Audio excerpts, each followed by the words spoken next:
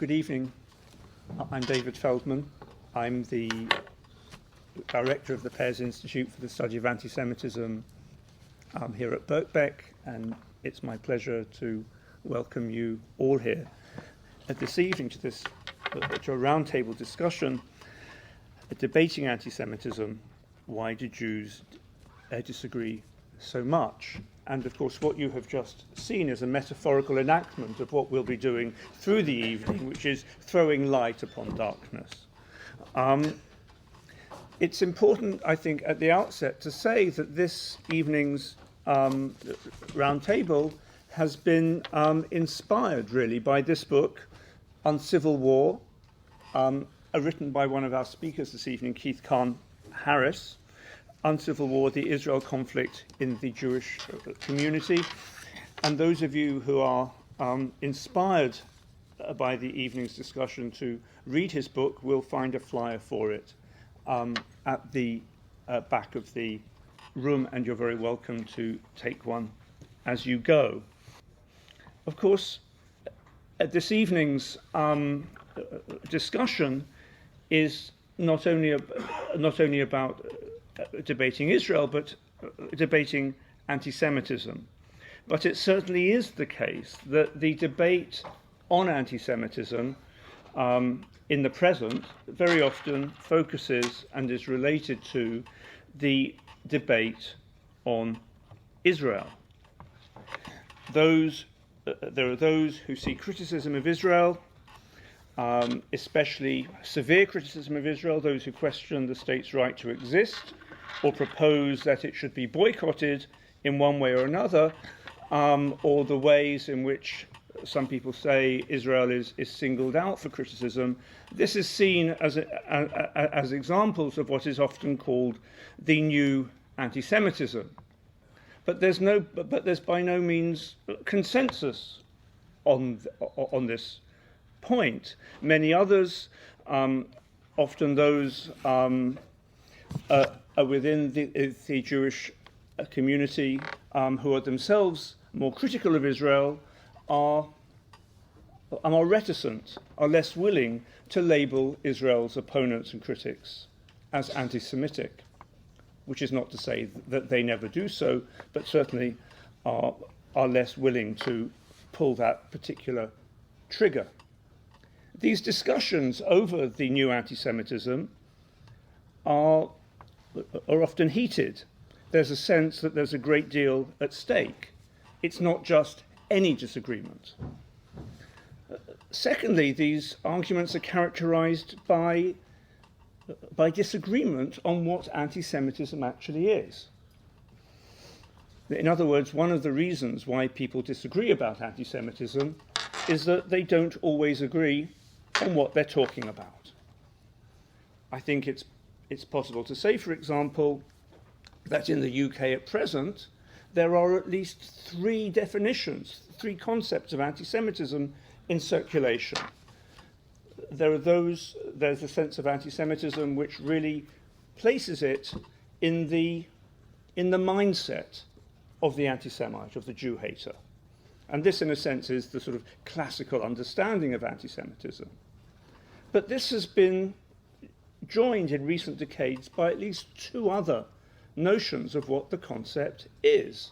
We have the idea of institutional anti-Semitism, which is a term which is sometimes used in discussion and debate. This term, institutional anti-Semitism, obviously adopted from the wider debate on racism in British society.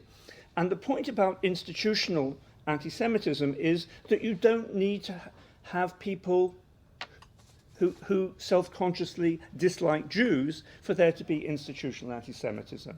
It's about outcomes, not intentions. If the classic definition of anti-Semitism is about intentions, institutional anti-Semitism is about outcomes.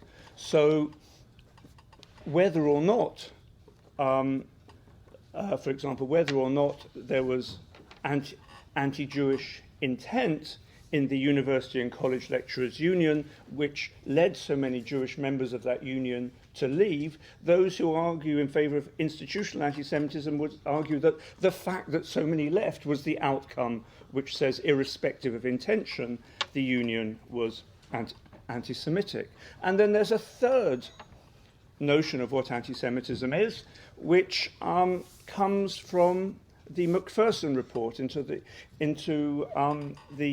inquiry into Stephen Lawrence's murder, or rather, it comes from a misreading of the Macpherson report.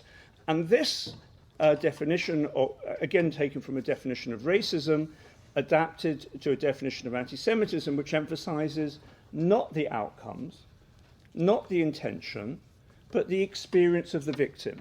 Macpherson said that if someone feels themselves to be a victim of a racist attack, either physical or verbal, then that is in itself a good reason for there to be an inquiry, that needs to be taken seriously. He didn't actually mean that therefore it was a racist or anti-Semitic attack, but that's often the way in which it has been taken in the years since. So there are at least three different understandings of anti-Semitism in circulation: those which emphasize the intentions of the perpetrator, those which put the emphasis and definition on outcomes, and those which emphasize the experience, the feelings of the putative victim. Well, it's not surprising then that people disagree about anti-Semitism if they don't agree on what it actually is. The last set of remarks I'll make before introducing the people who you've really come to hear speak is to say that these sorts of disagreements about anti-Semitism are not really new. They've been a feature of Jewish life, at least ever since the process of Jewish emancipation took place from the French Revolution going forwards. Jewish emancipation was the process through which Jews were accorded legal and political equality in the different states in Europe. A slow but gradual process through the 19th century. And this process raised the question, what did this new sort of integration into the majority societies, what did this sort of integration require of the Jews themselves? And this was a question to which Jews, as well as non-Jews, gave an answer. And there developed Jewish reform movements that were concerned to disarm the anti-Semites by getting Jews themselves to smarten up their act.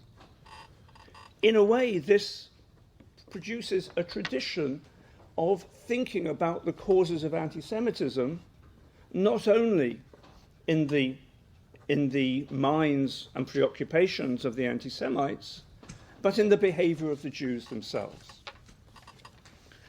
And so there were a series of Jewish reform movements in the 19th century, not least expressed in the movement to reform Orthodox Judaism, but also movements to reform Jews in the face of immigration from Eastern Europe at the end of the 19th and early 20th centuries. There was a great fear on the part of the Western elites, Western Jewish elites, that the immigrants themselves would excite anti-Semitism by their, as it were, outlandish language, beliefs, clothing, and so forth, by their clannishness. But of course, these attitudes were also reproduced amongst the immigrants themselves. In the East End of London, a Jewish socialist, one of the first Jewish socialists, someone called Morris Winchevsky, in a Yiddish newspaper called Der Wecker, published an article in 1890 entitled, "Ken men Feind haben Jiden?" Is it possible to hate Jews? And his answer was yes. And why is it possible to hate Jews? Because they're such rotten trade unionists. And he'd been speaking to the English trade unionists, and they were really very angry at these Jewish immigrants, and he understood their point of view. So here again is a sense of understanding anti-Semitism through the Jews' own shortcomings. I think that, through the 20th century, this view increasingly was has been challenged, but it hasn't been erased. I think, not least one of the slow consequences of the Holocaust, I think, has been to lead to sort of different ways of thinking about anti-Semitism. But so these, I think, are some issues that I like to raise, in a sense, not as those that we need to talk about necessarily talk about this evening, but as a background to what I think we will talk about this evening. And to help us do that, I'd like to introduce our two speakers. Keith Kahn-Harris will speak first. Keith is based in London and is a regular contributor to The Guardian, to The Independent and The New Statesman. His most recent book, as I mentioned before, is Uncivil War, the Israel Conflict in the Jewish Community. Previously, he was the co-author of Turbulent Times, published, co-written with Ben Gidley, Turbulent Times, the British Community Today. He's also editor of the Jewish Journal of Sociology, and has written, and the Jewish Quarterly. But none of these things are what is most interesting about Keith, or most unusual about Keith, because he also writes on heavy metal and on the best water skier in Luxembourg. So he's a man of range and parts. Our second speaker this evening is Diana Pinto, and I'm delighted to welcome Diana to Birkbeck and to the Pears Institute this evening. Diana is one of the leading Jewish intellectuals of the present, the daughter of Italian Jewish parents, educated in the United States, and now resident in France. She has written on a wide range of topics, but of especial note for this evening's conversation are her 2013 book, Israel Has Moved, and the book published a decade earlier entitled The Wager, Reconciling Europe and the Jewish World. But before Diana, we'll hear from Keith for about 20 minutes, and then Diana for 20 minutes, and then we will open the topic up. Okay, so this is not going to be a potted version of my book. You're not going to get the hard sell, other than I'm going to hold it up for a second here. The basic argument of my book on civil war is that Jews have become increasingly divided over the question of Israel, particularly since about the year 2000. That previously, or at least since 1967, Israel was a source of consensus, precious consensus in the Jewish community, but this consensus has begun to break down. And not only is there greater division over the question of Israel, this division has also led to intra-Jewish conflict, which, as I argue in the book, we need to attend to. I speak as a Jew here, and we need to find mechanisms and processes of dialogue that can deal with this. Now, one of the things about my work is that it focuses on the British Jewish community, to a certain extent on the American Jewish community and other English-speaking communities. I am not entirely sure about whether my argument actually applies to continental European Jewish communities such as France. So I'm actually very interested to hear about what Diana has to say on that score. Now, it became very early in the work that I was doing on my book that divisions over the question of Israel are very closely connected to Jewish divisions over anti-Semitism. Israel and anti-Semitism are related objects of controversy, not just in the Jewish world, but in the wider world too. To some extent, they are inseparable. So what kinds of divisions do you find between Jews over Israel? So I'll give you a number of fault lines. The important thing to say here is these fault lines aren't just simply divisions in discourse. They often feed through into organisational differences, because particular organisations will be set up or will devote themselves to taking one particular point of view on these particular fault lines. So, as David Feldman was talking about, there is a very strong debate over the existence of what has been termed since about 2000 the new anti-Semitism. And the new anti-Semitism is seen to be anti-Semitism that attacks Jews as a nation, attacks their rights to a nation, and attacks the Jewish state of Israel. And related to this idea of the new anti-Semitism is the point of view that argues that anti-Zionism, that denying that Jews can have their own state, is, in some formulations at least, automatically anti-Semitic, and ditto boycott, divestment and sanctions are seen in some formulations again as anti-Semitic, inherently anti-Semitic. So there are debates about this, about the existence of new anti-Semitism and related issues of BDS and anti-Zionism.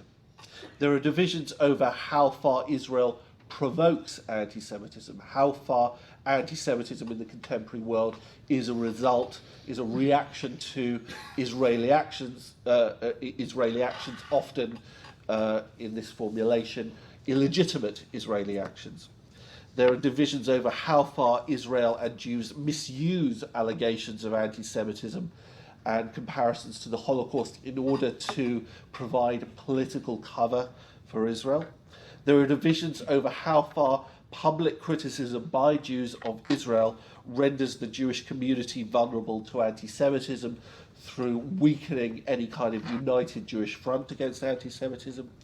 And there are divisions over how far combating certain Israeli policies and combating anti-Semitism can and should be combined. So these are all sources of division, which often cross-cut each other. They're often not simple left-right divisions, and it's quite a fluid situation. And as a result of these divisions, there are particular flashpoints that flare up from time to time.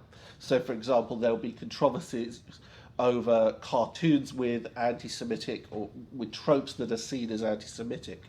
Or, for example, over the play, how many Jewish children was it by Carol Churchill?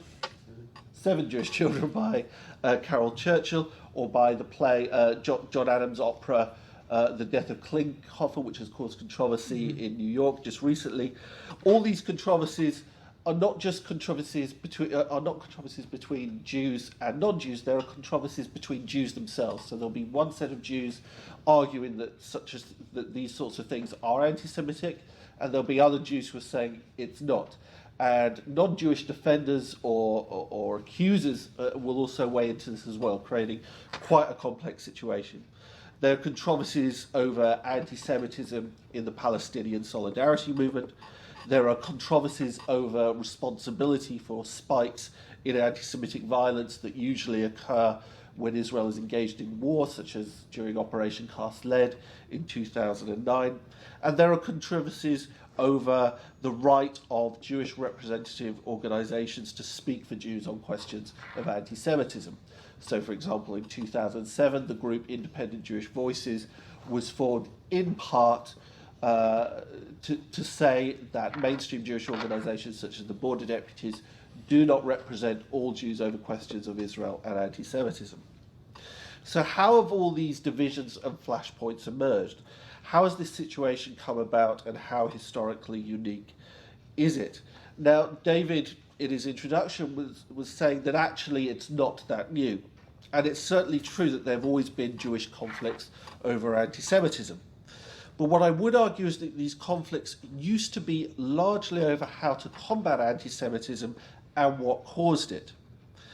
There was more agreement, perhaps, on how to spot anti-Semitism, if for no other reason than the fact that anti-Semites in the past were often very open in saying, yes, we do not like Jews, yes, we want to exclude Jews. It was a much, if you like, crasser, more overt phenomenon, so these definitional problems didn't necessarily come into it today. But for an example of divisions in the Jewish world over anti-Semitism, one well-known example historically is that in Britain in the 1930s over how to respond to the rise of fascism both in Britain and Europe. And there were, on the Jewish left, there were those Jews who were saying we need to confront it openly on the street, and those in the more Jewish establishment who were arguing an approach that suggested that that decorum and quiet behind-the-scenes contacts would be a better response. But note here that either sides of this division, and it was a major division, were not arguing that the rise of the black shirts was not an anti-Semitic phenomenon. Today, disagreements is new in that much of it centres on questions of definition, but yes, there are echoes of earlier disagreements in the fact of in arguments over Jewish quote-unquote responsibility for anti-Semitism and arguments about the role of Jewish representative bodies and how they react to anti-Semitism.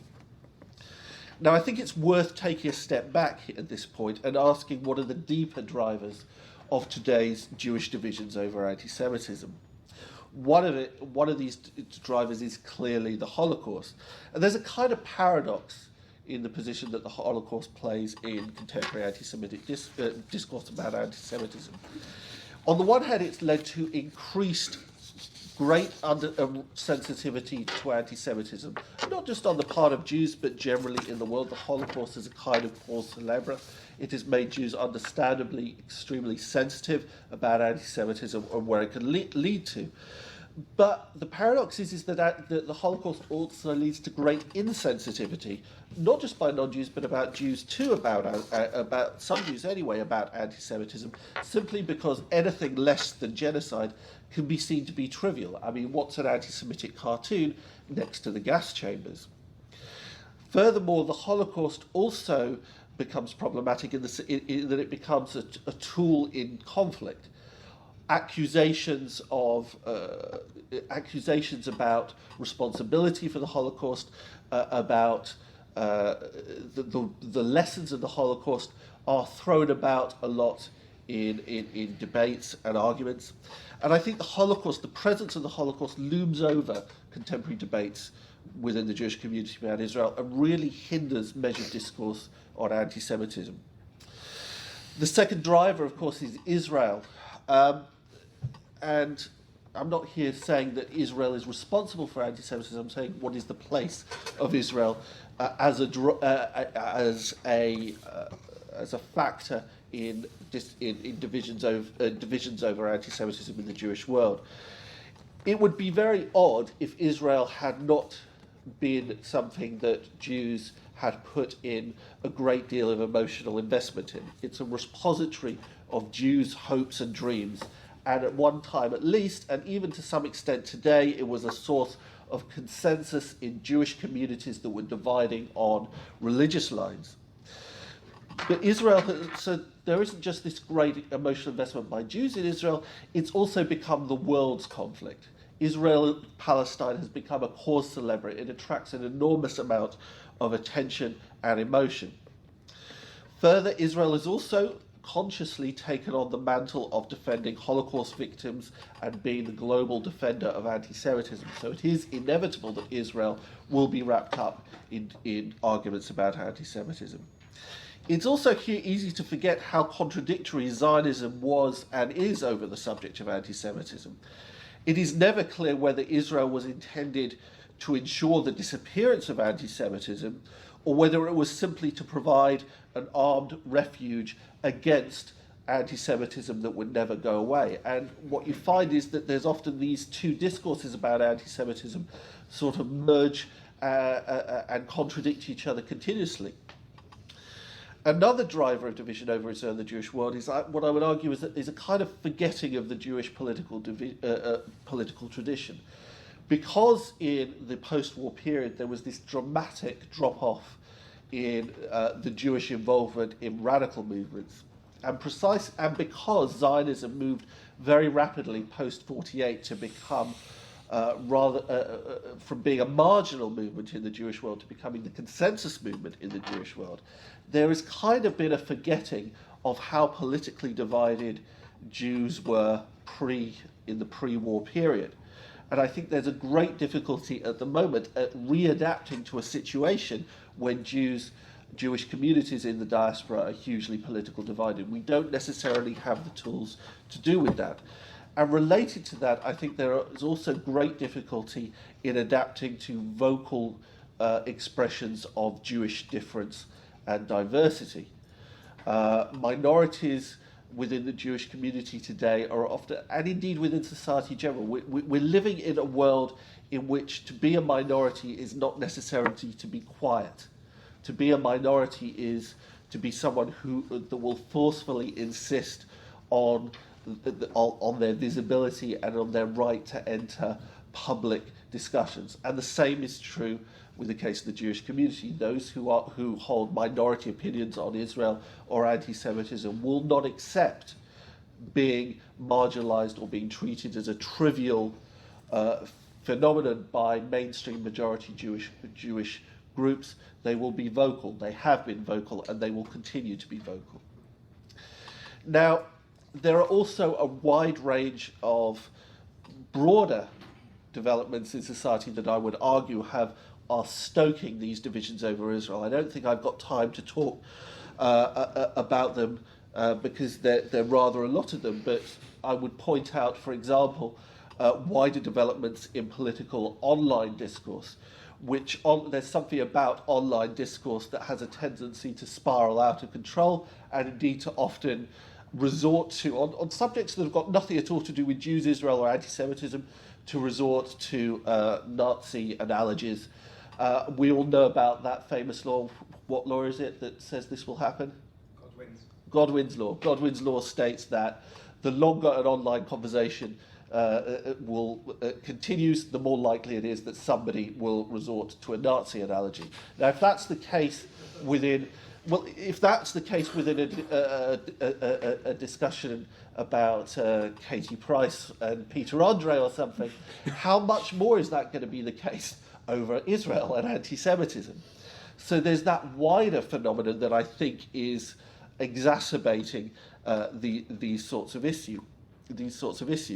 But there's also a wider issue about the paradoxical effects of a consensus that has built up, at least in most Western societies, over the unacceptability of racism. Now, this is a new post-war period, but it also the problem with it and the paradox of it is that it becomes very rare to admit anti-Semitism or racism, even if you're an anti-Semite or a racist, and therefore that leads to endless definitional disputes. Nobody these days, even if you're an anti-Semite, wants to be accused of being an anti-Semite, and that creates problems that exacerbate these divisions.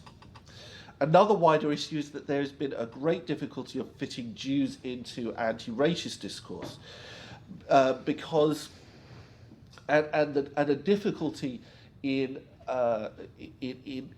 confronting prejudice and persecution of quote-unquote privileged groups. The fact is, Jews, certainly in Britain and America, are in a privileged position in society.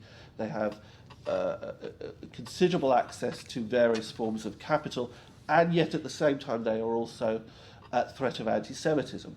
And those two facts are very difficult to reconcile within a lot of anti-racist discourse, as has, by the way, the corollary of it, the racism and anti-Semitism that can stem from groups that are in a more oppressed situation. So anti-Semitism that comes from Islamic groups in the West, it's often very difficult to reconcile that with anti-racist discourse. Now, all these various issues that I have to confess I've raced through and bombarded you with, I think they, at the very least, make disagreement over anti-Semitism inevitable, both within the Jewish community and within the wider world. But does that mean that intra-Jewish conflict over anti-Semitism is inevitable? Because division and conflict are not necessarily the same thing. Now, in my book, I call for greater civility and dialogue between Jews over Israel. Can this call be extended to discussions about anti-Semitism too? Perhaps it's even more difficult to talk about civility and dialogue in Jewish discussions over anti-Semitism, because these are questions about threat, about existential anxiety, that are very, very difficult to be cool about. These are issues that involve a great deal of emotional investment. But I would argue that there are four modest steps that could be taken to produce a more civil kind of dialogue between Jews over Israel. First of all, to acknowledge that there is, at the very least, broad consensus in some things. Violent attacks on diaspora Jews are generally seen as anti-Semitism. If somebody firebombs a synagogue, I don't know many Jews or many other people who would say that that is not anti-Semitic. Holocaust denial, again, is another thing that is usually seen as anti-Semitic, even if there is disagreement about the reasons for it, about what to do with it. But at the very least, this provides a baseline and something to build on. If perhaps we could agree on the fact that violence against Jews and violence and Holocaust denial are anti-Semitic, then perhaps a broader discussion is possible. And perhaps it's easier in some European countries where the violence against Jews is more pronounced. Perhaps that provides the groundwork for greater consensus than in other countries. The second step is acknowledging that disagreements about anti-Semitism are usually made in good faith. I don't believe that this is a cynical debate.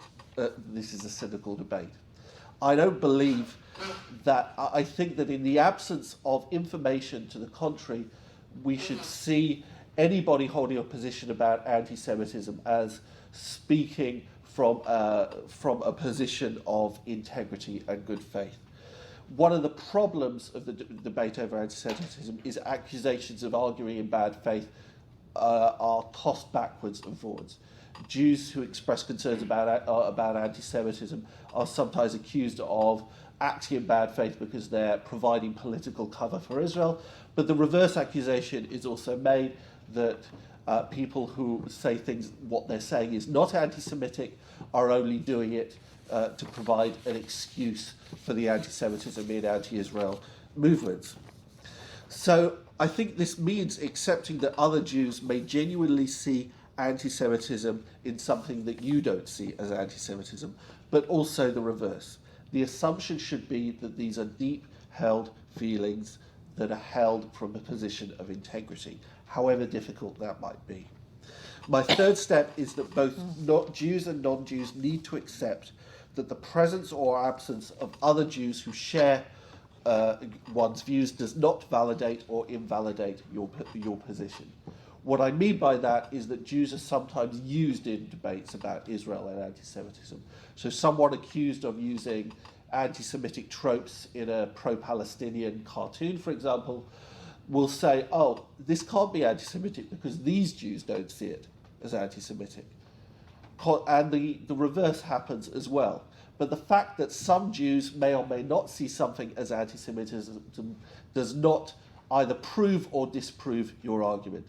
I think it's really important that in this wider debate that Jews stop being used in this way and that non-Jews recognise that Jews are divided by these questions and to respect the difficulties and to have some compassion, if you like, for the difficulties that these divisions cause rather than exploiting and using them. My final step is with regard to definitional disputes about what anti-Semitism is.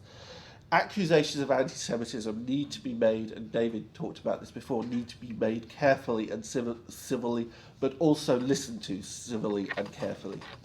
Accusations of anti-Semitism are not automatically correct, but they at least should give everybody pause for thought. As I say, this is not a cynical debate. If somebody accuses something or someone of being anti-Semitic, at very least they need to be given a hearing, again, with a degree of compassion. So my closing question is this. I've thrown out a lot of stuff at the moment. What I would really interested to hear from Diana is how far what I'm talking about is something that would have some resonance in Britain, America, maybe Australia, and perhaps South Africa, although that's a slightly different case. Does this apply in places like France, Germany, Sweden, wherever? And I'm really interested to hear what Diana has to say on that. I'll try my best to answer some of Keith's queries about whether his analysis is applicable elsewhere. And I'll start with two points. First of all, the mere thought that in a university, a public university, one could have a debate about intra-Jewish discussions over a term is highly surprising, because in many other countries it would be considered something that you would be doing inside a Jewish context rather than an academic context. And I would almost venture to say that even in the United States, such an intra-Jewish debate would be less an issue of an academic topic than, washing one's own family linen inside one's own family. So I'm very impressed by the fact that, you have an audience in an academic setting reflecting not on anti-Semitism, which is, of course, a staple nowadays, but about the Jewish divisions within it. So that was my first reaction. My second reaction is, my goodness, the channel has never been wider in terms of, not that everything that Keith said wasn't true once upon a time, but it seems to me that for a greater part of the continent has moved on, and here moved on does not necessarily mean progressed. You can move on backwards, if I may play with words. I've decided actually that what probably would interest you most right now is France. So there's not much point. I can answer other points with respect to Italy or Germany or wherever else. But why I think one has to look at France is the fact that whether you're reading The Guardian or The New Statesman or The Wall Street Journal or The New York Times or The Financial Times, country in which I live, France, makes headlines, huge headlines, about the issue of the Jews and France. The most recent, last week's headline has been that untold percentages of Jews are leaving France. A 60% increase from the preceding year. So if one is not living in France, one sees huge queues of Jews, somewhat bent, carrying leather suitcases or cardboard suitcases out of the country and off to Israel before it is too late. And I'm not contesting the numbers, it's just that 60% increase up to almost 3,000, which is quite huge, in a community of more than 600,000, still remains essentially homeopathic. But I'll get back to what this means and why people may be leaving. Now, why do I think France deserves a better hearing? I'm not here to sell France by any stretch of the imagination, but simply because France is the telluric plate of the Jewish world, not Israel in some paradoxical manner. Because of the very heavy tradition of the French interaction with the Jews, going back from the moment of Jewish emancipation in 1790 for the Portuguese nation deemed superior, and in 1791 for the Ashkenazi Jews deemed inferior. So that even then there was a fraction inside the Jewish world whereby the Portuguese Jews of southwestern France, of Bordeaux, couldn't imagine being emancipated with those masses of semi-literate East European Jews. So from there, of course, I don't need to give you the mileposts about French history. It gets, the beautiful 19th century, then everything goes wrong with the Dreyfus affair, and then it continues, and then, one always said that given 1905 or 1913, people would have said a country will rise up and destroy its Jews. Most everyone would have said, of course, it's France and not Germany. And then from there, the horrible pages of Vichy France, and then from there, the rebuilding of Jewish life, and then from there 1967, and the turning of the coat of France vis-à-vis Israel. So, I don't know how many centuries of psychoanalysis would be necessary to untangle the link between France and the Jews. But beyond the French context, you have to understand American Jewry, Israel, are hovering over this particular psychological situation with their own massive ammunition, so that France isn't just France, it's a symbol of everything else. They go wrong in terms of anti-Semitism, links to Israel, so that, for Israelis, Jews in France, or the French attitude to the Jews in Israel, is a highly loaded topic which has no equivalent about, Italy's link to Israel or Germany's link to Israel or Hungary's link to Israel and the Jews. And this is a very interesting difference here, which I could go into in greater detail. I mean, Hungary is not exactly palatable right now, but it's not getting as much coverage and angst as the French and the Jews and anti-Semitism. As for the American link to France and the Jews, that is another psychoanalytical problem, because the two countries of the 18th century with the universal values, one has remained pure in the home of the Jews, and the other one was contaminated by all its political history. So why do I want to really speak quickly about the French case? Is because you've been reading about it inevitably in your own British or American or English language press. What France does and what happens to the Jews in France is a world-level headline. It is not just a French story. The telluric plates, of course, are linked to one fundamental fact. Across Europe, France is the only one to have a huge Arab community, Muslim but Arab, and the largest community of Jews. Germany has Turks. You have mainly, you have North African Arabs, but you also have mainly the East Asian Muslim presence. So that the telluric plate that is France is also the place in which Jews and Arabs come together in ways that are mirror images of or continuations of what goes on the Israel-Palestine level. This is a very specific type of encounter, not to mention the North African component, that most of the Jews in France today came from North Africa, and they left what they considered to be anti-Semitic post-war Arab context to find them, when they live in the suburbs, across the hall from them again. So I can't, this is like a wedding cake, a layered cake of psychoanalytical reverberations. Now, to come back to a comparison or a reflection on this whole problem of anti-Semitism, well, I must say that right now, it's hard to say that the Jewish community in France is divided within itself over the issue of anti-Semitism. There has been previous divisions, not unlike the British case. But frankly, the notion that one plays with anti-Semitism for reasons linked to Israel or Palestine has rapidly evaporated in front of murderous anti-Semitism in France. Local. I mean, France is the country in which one young man was killed, Halimi, in 2007, I believe. Ilan Halimi was murdered, and then you had the horrendous shootings in Toulouse, in which Mohamed Merah killed a rabbi and his two children, and a young girl in the school.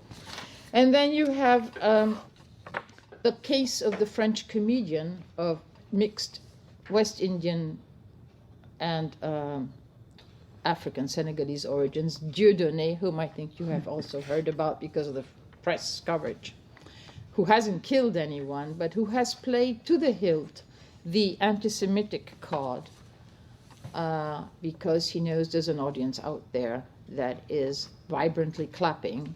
And the reasons for this particular anti-Semitic card is that basically you have an audience of have-nots who feel that the Jews control France, and also who have this sort of neo-colonial understanding that not only the Jews control France, but of course Israel-Palestine is the ultimate neo-colonial context. So I am, in a sense, struck by the fact that in France, this whole notion of anti-Semitism and Israel, which existed 20 years ago, has evaporated. You have debates on whether, and this is where it becomes interesting, it's become a national debate rather than an intra-Jewish one. What do we mean by this? When after 2000 and the Second Intifada, young Muslims, be they Arab or even blacks, started firebombing some of the synagogues under the socialist government back then, the socialist prime minister, Jospin, the Minister of the Interior, were very slow to react. They just couldn't figure out. Their brains were, the European brain plus the post-2001 brain. They were very, very slow to react, which created an alienating situation. Because that was so passive, every single government since then has become incredibly rapid in its reactions against anti-Semitism. And so the consequence is that this whole anti-Semitic debate has become more of an issue of the French state acting and reacting more or less in unison with the Jewish communities that are more or less across France very much focused on these anti-Semitic issues, and all of which is not linked from that point of view with the Israeli-Palestinian struggle. So I can give you 4 examples. There seems to be one every week, and of course the international press seizes on each one of them. The Halimi murder, for those of you who may not know, this was a young man who was selling cell phones, and a bunch of savages, as they've been called, decided to kidnap him and get money because it was assumed that Jews are all rich, and they were going to, they demanded a bunch of money to free him. The family had no money. No one seemed to react quickly. These were savages, quite frankly. I mean, not ideologues in any way, shape, or form. He was wildly tortured and died of his wounds. He was not killed by these young African men, but was put in a situation and left lying like a wounded dog on the street and could not survive. One example of what we could call ferocious anti-Semitism, although there was a debate about was it really an anti-Semitic act, or hasn't France become such a savage place that people get attacked? And this particular question was raised and made more vital now by a book that came out by a French socialist called The sort of Poisoning of the Israeli, the Jewish Question in French Politics. And he dared say, well, yes, that young man was killed, but so was X, Y, Z, and whatever. And everyone reacted by saying, you're an anti-Semite, because in reality, this young man was killed because people expected lots of money from the family because he was Jewish. So there was a bit of a debate about this in the French press last April, but very little.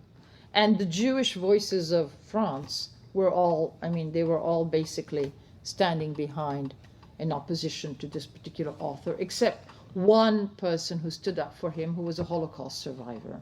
And so you have this whole problem of maybe, the Holocaust survivor standing up for an essayist, where everybody else was saying he's ridiculously, potentially anti-Semitic.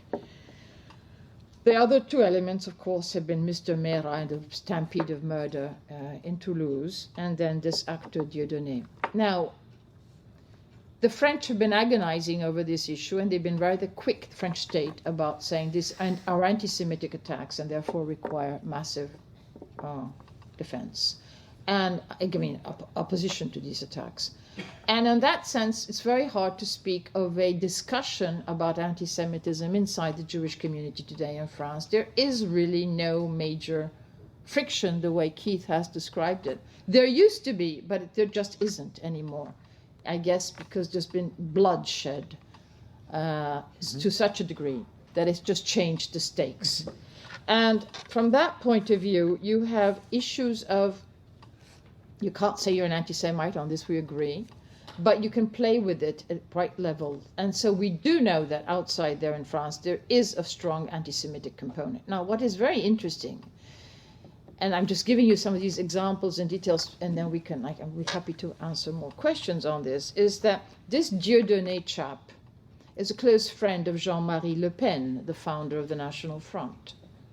And so it is indisputable that Le Pen and Dieudonné, the father, not Marine the daughter, play around this anti-Semitic pot, beat around the bush, we call it, and know that they can get very good responses from a sector of French society that is the same sector that feels that the elites are against them, the state doesn't work, they're not employed, the world is falling on them, and no one's listening to them.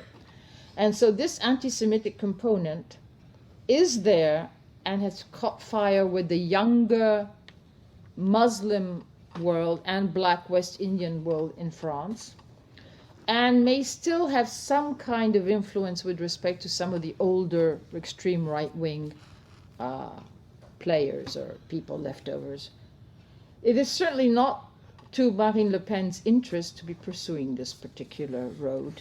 And I honestly believe that, I don't know whether she hates or loves Jews, but Jews have not become the important thing for her political debates. She's got a magnificent target group, which is even better than the Arabs, and it's the Roms. Because the Roms, they not only are, quote unquote, inferior, disturbing, petty thieves and everything else, but they're European. So what a better symbiosis than spitting on a group of people who is European and is using these free open borders that we have on the continent of Schengen to come along and create this horrible other inside French society. Of course, it's not me saying this, it is Marine Le Pen's very intelligent use of the perfect target. So Jews are no longer where it's at. Not if you want to do politics in an intelligent, populist manner. Now, what does this mean in terms of the anti-Semitic issue and debate today? There's a major difference with the UK, and I was thinking about this before coming here. First of all, the UK is Holocaust-free, and France is Holocaust-saddled, if not guilty in the German sense. Secondly, it is a powerful current of intellectual anti-Semitism, and by this I mean academic environment, scientific, social scientific anti-Semitism that goes along and maybe has found a new vehicle through this BDS movement. I mean, I don't want to interpret this, but there is a kind of sliding of the two. No such equation has really been made successfully inside France. You had academics who were Holocaust deniers in the 1970s and 80s, like Faurisson. But the whole BDS movement has had a very relatively minimal impact in France for a series of reasons. It's that France is not such a great capitalist country as America, or where you invest or disinvest. So if you have state capitalism or primitive, more like capitalism, you don't have that avenue. And universities don't have that kind of freedom to indulge in these things. They're much more held by the central government authority. So that you have popular people, street people anti-Semitism, and less of what I would call salonfähig, or anyway intellectual anti-Semitism that one can see here. And how does this translate itself with respect to the Israeli component? Well, frankly, in the national debates right now, maybe the young Arabs feel very strongly about Palestine, but there is, and I'd like to end my little presentation here with two very interesting, very recent examples. There's a lot more going on out there, and Israel is in a kind of respite, despite of what is going on and the failure of the peace talks and so forth. The burning of the Middle East has made it so that it's gotten lower visibility. And there are two elements that have made a major difference, and I'm bringing this to you just this week, as signs, as icons of interesting change inside the context. The first is a major exhibit in UNESCO on the land, the people, and the text, on the Jews. This is an exhibit that was a bit quite controversial, was postponed, and it was finally opened. Now, generally, you would have had a kind of reaction to this and a violent upheaval. How can UNESCO talk about this apartheid state and what it's done and so forth? It went through so smoothly that one of the key instigators or creators of this exhibit, who heads the Simon Wiesenthal Center in Paris, actually wrote a note saying, it's amazing what's happened, there's a light at the end of the tunnel, people have come to see it, people have looked at it, not just the Chinese or the Asians, but you even had people from the Middle East, you even had Iranians going into the lobby of UNESCO to look at this exhibit. My goodness. And this is someone whose institution generally proceeds to write weekly letters to the point, like, we demand that the French president say this or that. We expect that the Italian, we cannot tolerate that Brussels. I mean, it's very simple, very good public relations, as you can see. And all of a sudden, he's going this. The second example is that the CRIF, which is the equivalent to the board of, no, not the board of governors, I don't know what you would call it here in the UK. The It's Board of Deputies. The board of deputies, which is the umbrella organization for Jewish institutions. They have had a production of a series of sort of semi-scholarly publications, most of them discussing issues linked to anti-Semitism. And the most recent one has been The Arab Spring, What Effects on Anti-Semitism? And I was very struck to see that someone writing from an Israeli, Franco-Israeli perspective actually came up and said, well, the new generations of the Arab Springs, I mean the ones that are now getting a beating, the Twitter generations wanting freedom, they are against the dictatorships, they're against all the horrible things that are happening. They haven't got time for Israel, and they're not into Israel bashing. Some of the older ones are saying that, of course, President Sisi of Egypt is actually Jewish, that the Shiites are really Jews, which I found very interesting. But this is the older paranoid generation. The younger generation, I'm not talking, of course, the soldiers in ISIS or ISIS, but the ones who are trying to change things haven't got time to go into Israeli protocols of Zion's accusations. They've got their own stuff to handle. So these are slightly interesting developments of just this week, because I was reading them both in the press coming here. What does this mean, if I can have to conclude rapidly, and conclude isn't the word even? Blood changes the givens. And the sort of naval, contemplation of intra-Jewish tensions have given way to a very different context. And in this giving away the context is amazing, because there was a huge series of Jews who were very much against this Krief, and it's become less of a polemical organ. Well, the president has also changed in this institution, but we've reached a point where the French Jews, given the conjoined Israeli-American attacks, guilty because French. The president of the Krief was in New York recently trying to relativize anti-Semitism, while he spends his time in France making sure that people somehow control it. And the element of, what can we say, this, of this particular problem has created, it's very difficult to, I'm trying to convey it in what will make sense for a non-French context. A feeling that Israel is not to be blamed for what is going on in the anti-Semitic events of today in France. And this is new. This is really new. And when we speak about old and new anti-Semitism, there's I thought about it just now. In France, old anti-Semitism means the anti-Semitism of the church, the elites, those who were behind Vichy and so forth. New anti-Semitism is associated with the Arab, young, new presence inside France. What I found quite interesting was the fact that who is stressing the new and who is stressing the old anti-Semitism. I would say that the conservative, neoconservative, behind Netanyahu, ultra close to Israelis, are stressing the importance of the new anti-Semitism, not so much about going against the Jews not having the right to have a state, but that it's the Arabs that are responsible for the anti-Semitism today in France. Whereas those who wish to stress the old anti-Semitism, and this might be true well beyond France in a wider context, tend to be more on the left.